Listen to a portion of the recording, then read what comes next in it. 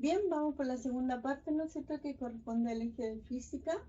Aquí nos correspondía en este objetivo explicar los efectos de la fuerza gravitacional, la fuerza de roce y elástica, entre muchas fuerzas que hay, ¿no es cierto?, y poder evidenciarla en situaciones cotidianas. Yo creo que algunas de estas actividades ustedes las reconocen fácilmente.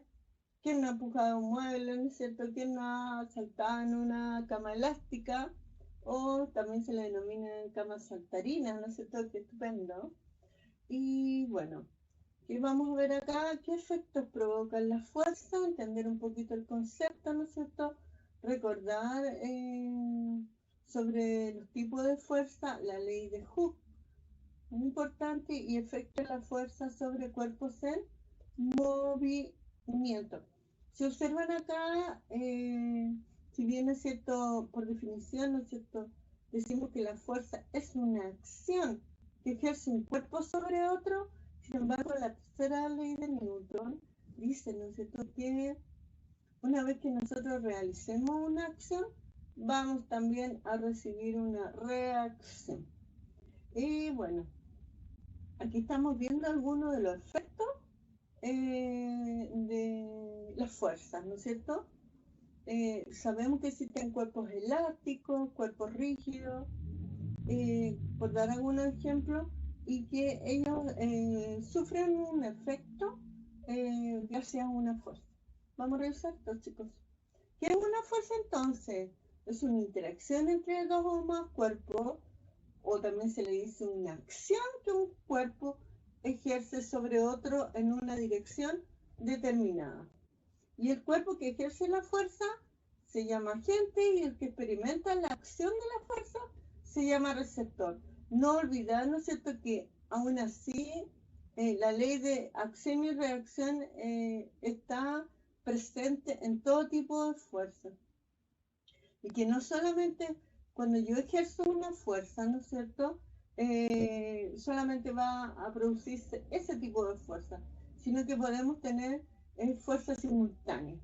Y acá tenemos un diagrama de fuerza, que es un dibujo, ¿no es cierto?, muy simple, en donde se identifican todas las fuerzas que actúan sobre un objeto. Hay fuerzas que están en permanente o en constante presencia, ¿no es cierto?, podríamos decirlo así, ejerciéndola, como es la fuerza de peso. Bueno, y acá podemos reconocer algunas fuerzas, chicos.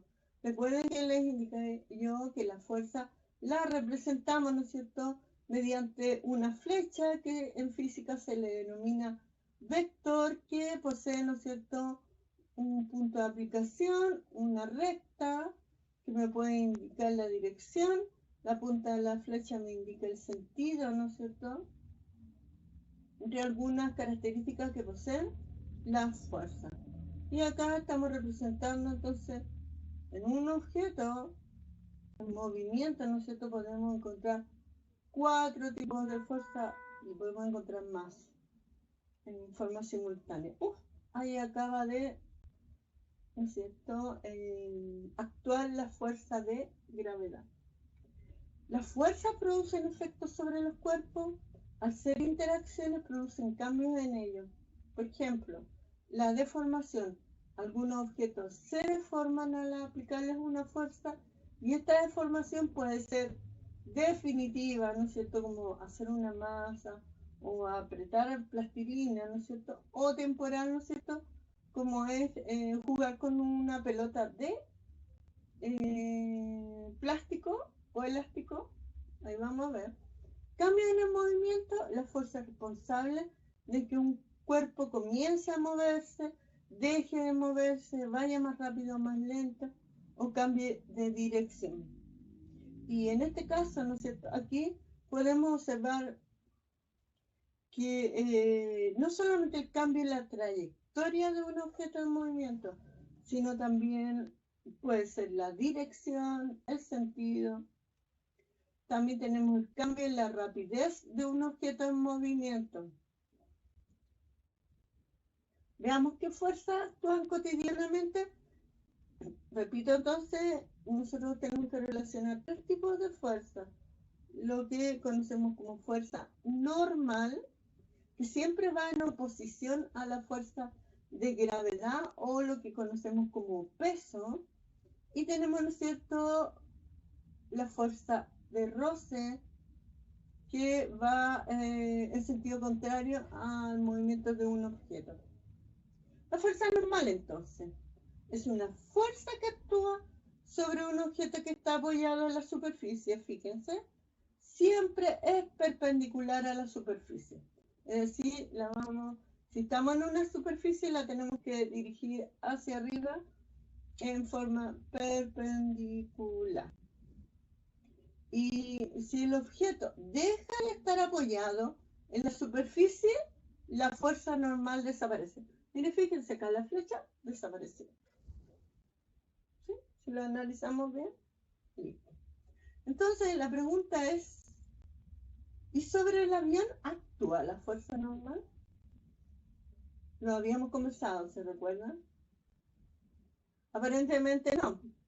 Si decimos, ¿no es cierto?, que el objeto deja de estar apoyado en una superficie, esta fuerza desaparece.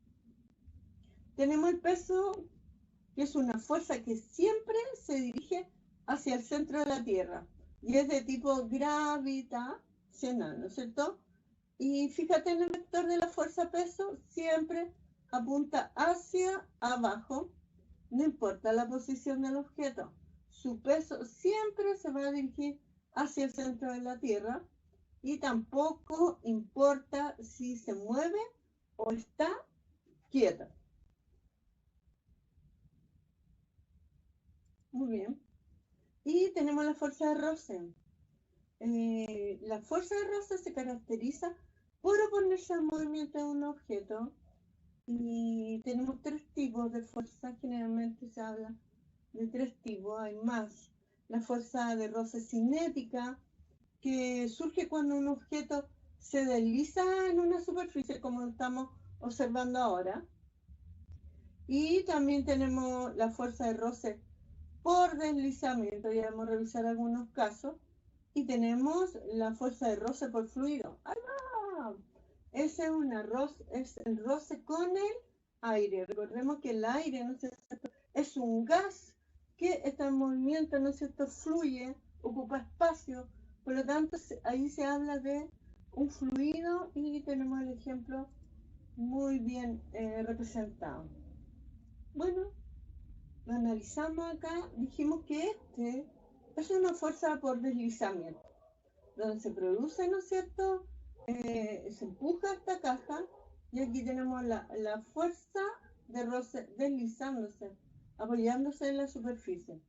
Tenemos también la fuerza por rodamiento. Ojo, rodamiento. Las ruedas permiten que exista una fuerza de roce, pero no es mayor que la fuerza de deslizamiento. Es decir, aquí requerimos de aplicar una fuerza más grande para que esta cajita se mueva. Y las ruedas, ¿no es cierto?, facilitan el movimiento.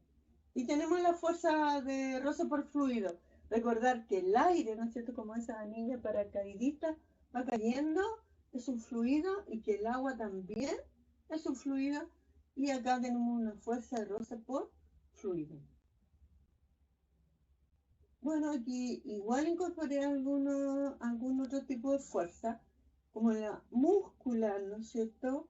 Y su efecto actúa sobre un objeto. Aquí igual de alguna forma también hay una fuerza de roce, ¿ya?, que va en oposición al aire, ¿ya?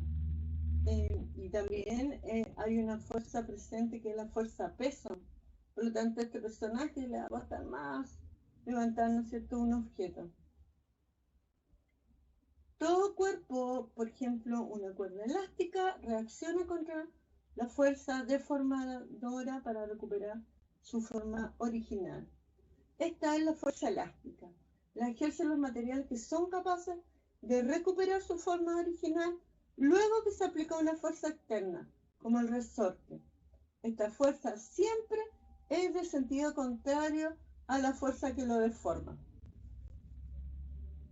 Si no, díganme ustedes, chicos, que hacen ejercicio, ¿no es cierto? Elongan, y ahí se dan cuenta que hay como una cierta resistencia.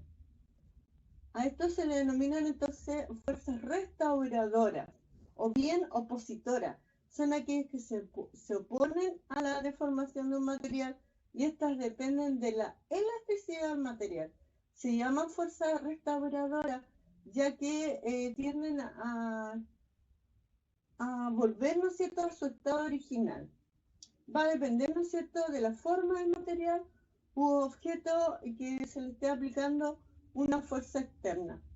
El resorte, por ejemplo, es un ejemplo de cuerpo elástico. Ojo, no es un material elástico, pero sí es un cuerpo elástico que se puede deformar al estirarse, pero también puede volver a su estado o restaurar, ¿no es cierto?, su forma.